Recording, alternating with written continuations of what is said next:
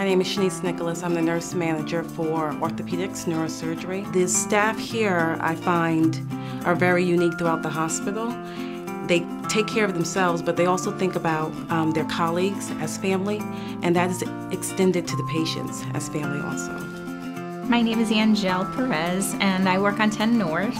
Angel has been a nurse for about a year and a half. She was waiting desperately for the day shift position. She finally got it. Around the same time, we were having our employee dinner, and it was great that the majority of the night staff were invited to the dinner, but what was unfortunate was that the number of people who were invited, it would significantly impact the night shift staffing. So Angel had heard of this concern, and she opted to volunteer and assist her coworkers and work a night shift. She didn't necessarily have to work.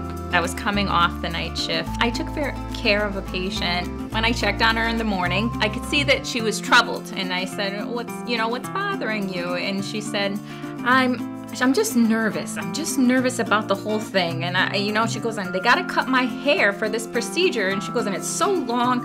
And I told my husband to bring these scissors, and I'm laughing at her because I'm a hairdresser. That was my previous job that I used to do. So I was like, I can cut your hair. And she was just like, you could? Grab anything, I don't care. I just want you to cut it. I said, okay, listen, let me give off report, and as soon as I'm done, I'll come back and I'll cut your hair. I walked onto the unit, and the unit was full of such excitement. And the staff said, Shanice, you have to come over to one of the patients' rooms. One of our patients is getting a haircut.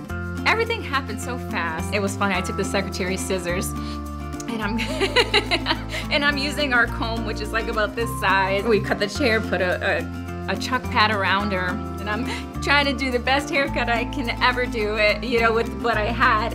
And she was getting excited, and then actually I got caught red-handed because her husband came in, and he's just like, you started without me. He goes, wait, I want pictures. So he stopped in the middle of it. We were taking photos, and she was so happy. You could tell the worry that she had while she was in bed, and when I saw it on her face, it just disappeared in an instant. And to see this patient and the look on her face, and to see her husband taking photos, and the tears in his eyes, and Angel full of smiles, and the nurse Janet, who was that patient's nurse for the day, standing there smiling. It was so uplifting. It was a moment that could have been so different. It could have been filled with stress and tension and anxiety. But for a few minutes, there was so much joy in that room. I saw the patient's, what I could do for the patient when I saw her face just change. It made me happy because I just was doing what came natural to me. It made me so happy to know that I made that impact on her.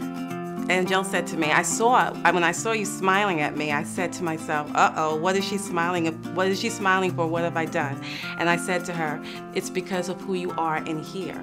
I told you, I hired you for who you are right in here, not for what you do. We can teach you all the clinical skills, but we can't teach you this in here. We can't teach you to have heart and to have compassion. You either have it or you don't.